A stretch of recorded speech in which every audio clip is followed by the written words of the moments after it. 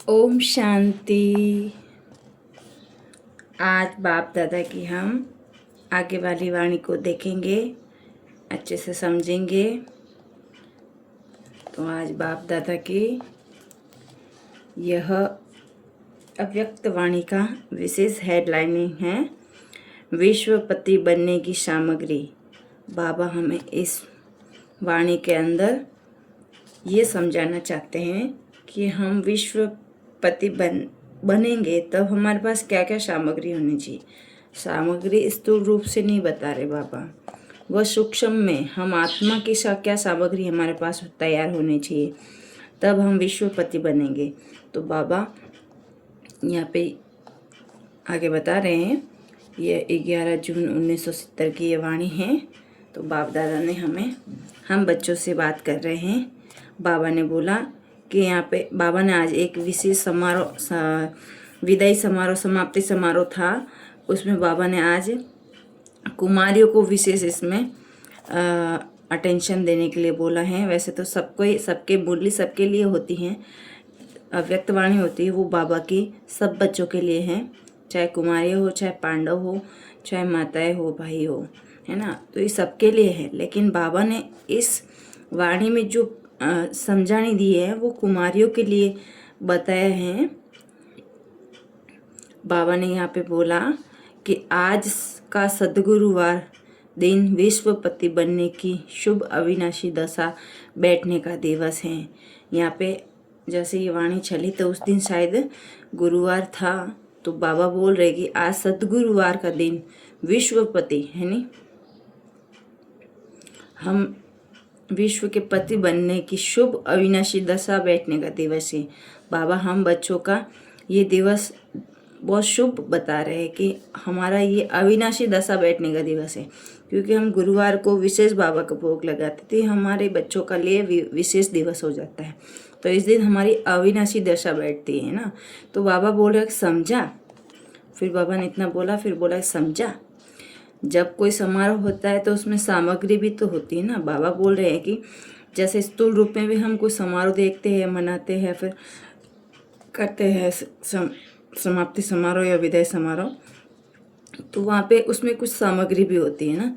तो बाबा हम इस एग्जाम्पल को स्थूल रूप से भी देख सकते हैं साथ साथ में कि उसमें भी तो सामग्री होती है। तो आज विश्वपति बनने के लिए समारोह में विशेष क्या सामग्री लाए हैं। बाबा ने बोला कि जब आप विश्वपति बनने जा रहे हो तो आप कुछ विशेष सामग्री भी तो लाए होगे अपने साथ। तो बाबा बोल रहे हैं कि ताज, तख्त और तिलक। बाबा बोल रहे हैं कि 3 सामग्री आपके पास होनी चाहिए, ताज, तख्त और तिलक, है ना। ताज को धारण करने के लिए, तख्त पर विराजमान होने के लिए और तिलक को धारण करने के लिए क्या करना पड़ेगा। बाबा वापस क्वेश्चंस कर रहे हैं बच्चों से कि ताज, तिलक और तख्त हमें अगर धारण करने हैं तो हमें क्या करना पड़ेगा।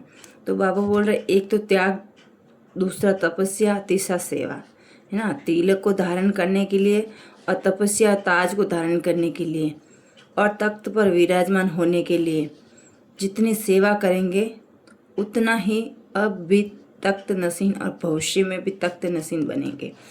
बाबा ने देखो यहाँ पे उसका वापस उत्तर भी बताया है बहुत अच्छे से कि जितना हम ताज को धारण करेंगे, तिलक को धारण करेंगे और तपस्या में जितना सेवा में रहेंगे उतना ही भविष्य तख्त नसीन और विश्व तख्त नसीन बनेंगे। तो बाबा ने यहाँ पे इन तीनों बातों से ही तो 3 चीज़ें धारण कर सकेंगे। बाबा ने इन तीनों बातों पे बहुत ज़्यादा अटेंशन दिया है कि इन तीनों बातों से तो 3 चीज़ें धारण कर सकेंगे। बाबा ने आगे और बताया कि इन 3 बातों से 3 चीज़ें और आपको धारण करनी है। वह क्या है, अगर एक में भी धारणा कम है तो विश्वपति नहीं बन सकेंगे। फिर बाबा ने बोला समझा। तो बाबा बोल रहे हैं कि तीनों में से एक भी छूटे तो नहीं छूटे नहीं। बाबा ने यहाँ पे बोला कि तीनों में से एक भी ना छूटे, तब सूरवीर जो नाम दिया है वह कार्य कर सकेगी।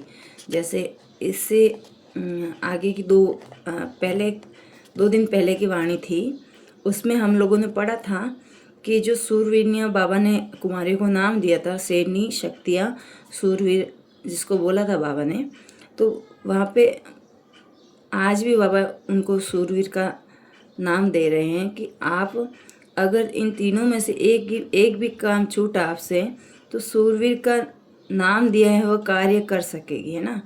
अगर एक भी नहीं छूटे तो फिर सूरवीर का नाम दिया जाएगा, फिर वह कार्य कर सकेगी। तो तीनों की प्रतिज्ञा की है ना, त्याग किसका करेंगे, सभी से बड़ा त्याग क्या है। अब सर्विस पर उपस्थित हो रही हो तो उसके लिए भी मुख्य ये धारणा है कि मैं पन का त्याग मैंने किया, मैं ये जानती हूँ ये सब मैं कर सकती हूँ। यह मैंपन का त्याग जो अभिमान है उसका त्याग करना ही मैं की बजाय बाप दादा की सुनाई हुई ज्ञान की बातों का वर्णन करना है। यहाँ पे बाबा प्रतिज्ञा करवा रहे हैं हम सैन्यों से, सूरवीर सैन्यों से। तो बाबा बोल रहे हैं कि यहाँ बड़े से बड़ा त्याग है क्या। जहाँ पे भी सर्विस में उपस्थिति होती है तो वहाँ पे हमें सबसे पहले यही धारण करना है कि यहाँ पे मेरा कुछ नहीं है, मैंपन का त्याग छोड़ देना है बिल्कुल, है ना। बाबा बोल रहे हैं कि यहाँ मेरा कुछ नहीं है। यहाँ जहाँ मैंपन आया है वहाँ पे अभी ना अभिमान आ जाता है। तो बाबा बोल रहे हैं मैंपन की बजाय बाप दादा ने जो बातें सुनाई उसका वर्णन कर रही हो, ये समझो वहाँ पे। तो बाबा बोले मैं ये जानती हूँ नहीं, बाप दादा द्वारा ये जाना है। मैंपन का कभी भी यह अपने को वर्णन नहीं करना है कि मैं ये जानती हूँ, मैं ये करता हूँ। ये हमें कभी कभी नहीं निकालना है मुँह से। हमें हमेशा ही यही बोलना है कि हम बाप दादा द्वारा सुनाई हुई शिक्षाओं का वर्णन कर रहे हैं, ये बाप दादा द्वारा जाना है। ज्ञान में चलने के बाद जो स्व अभिमान आ जाता है ना, उसका भी त्याग करना है। बाबा बोल रहे हैं कि आप ज्ञान में जब पक्के हो जाते हो और आगे बढ़ते हो तो उसका भी एक सूक्ष्म में अभिमान आ जाता है कि मैं ज्ञान सुना सकती हूँ, मैं ये कर सकती हूँ। तो ये भी अभिमान नहीं होना चाहिए, ना। बाबा की सेवा है और हम निमित्त बन कर रहे, इतना ही बस संकल्प होना चाहिए मन में। जब उसका भी त्याग करना है, जब इतनी त्याग की वृत्ति और दृष्टि होगी ना, तब सदैव स्मृति में बाप और दादा रहेगा। तो मुख से भी यही बोल निकलेंगे। फिर बाबा ने बोला कि अपनी धारणा को अविनाशी बनाने के लिए व सदा कायम रखने के लिए क्या करना है। फिर बाबा ने यहाँ पे एक क्वेश्चन किया कि अपनी धारणा को अविनाशी बनाने के लिए क्या करना। दो बातों को ध्यान में रखना है। वह कौन सी दो बातें हैं, विशेष कन्याओं के लिए हैं। बाबा ने बोला कि एक तो सभी बातों में सिंपल रहना है और अपने को सैंपल समझना है। जैसे आप सैंपल बन दिखाएंगे ना, वैसे ही अनेक आत्माएं भी यहाँ सौदा करने के लिए पात्र बनेगी। बाबा ने बोला है कन्याओं को कि आप जितना सिंपल रहेगी और सैंपल बनेगी ना, उतना ही आत्मा आपको देख कर वो भी सौदा करने के पात्र बनेगी। तो बाबा ने यहाँ पे वापस शिव शक्तियाँ और ब्रह्मा कुमारियों के बारे में एक चाप लगाने के लिए बोला है, उसको एक चाप लगाने के लिए बोला है कि इसलिए ये याद रखना है कि मिटेंगे लेकिन कब हटेंगे नहीं। संस्कारों में, चाहे सर्विस में, चाहे संबंध में, हटना कमजोरों का काम है। शिव शक्तियाँ अपने को मिटाती है ना।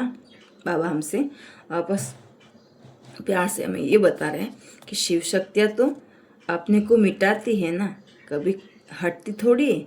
हटते तो कौन है, कमज़ोर। तो बाबा वापस प्यार से वापस बुस्कार रहे हमें कि आप शेरनियों को ये काम करना है। आज तो महाबली बनने की बातें सुनाई। बाबा ने हमें जो वाणी में जितनी भी अभी वाणी में हमें अच्छी अच्छी बातें बताई अपने को महाबली होने के लिए, महाबली चढ़ने के लिए।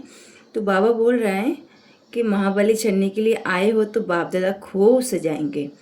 हम महाबली चढ़ना बोले तो बाप पर त्याग करना, मतलब बाप पे सर्वस्त्र त्याग करना है ना, समर्पण होना। तो बाबा बोल रहे हैं कि आप आज महाबली चढ़ने के लिए आए तो भाई बाप दादा भी तो आपको सजाएंगे ना। किससे सजाएंगे, हार फूल मालों से नहीं, गुणों से, ज्ञान से और अपने त्याग बल से। तो बाबा बोल रहे कि आप लोग बाप दादा के पास खूब सजाएंगे, आए हो तो खूब सजाएंगे। बाबा बोल रहे हैं कि बाप दादा के तब सहयोगी तब बनेंगे जब अपने में सर्व शक्तियों को धारण करेंगे। बाबा बोल रहे हैं कि बाप दादा के स्नेही सहयोगी तब बनेंगे जब अपने को सर्व शक्तियाँ धारण करेंगे। अगर कोई भी शक्ति में कमी हो तो फिर वो आज ही भरकर जाना है। कोई भी कमी साथ नहीं ले जाना है।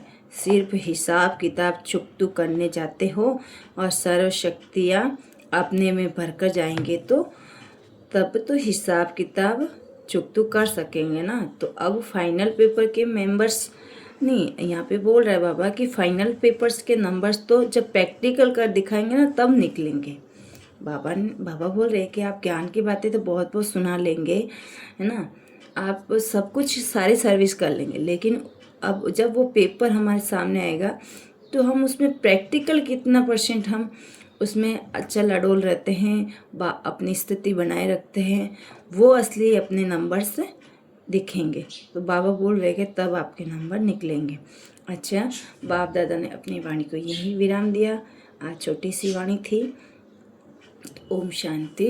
बाबा, आपको अगर ये वाणी अच्छी लगी हो तो आप ज़्यादा से ज़्यादा शेयर करें और सभी के भाई बहनों तक ये खूब पहुँचाएं। और अगर कुछ उसमें मुझे इस वाणी में कुछ करेक्शन करना है, आपको और अच्छे से बताना है तो आप कमेंट पे ज़रूर करना, ठीक है। ओम शांति।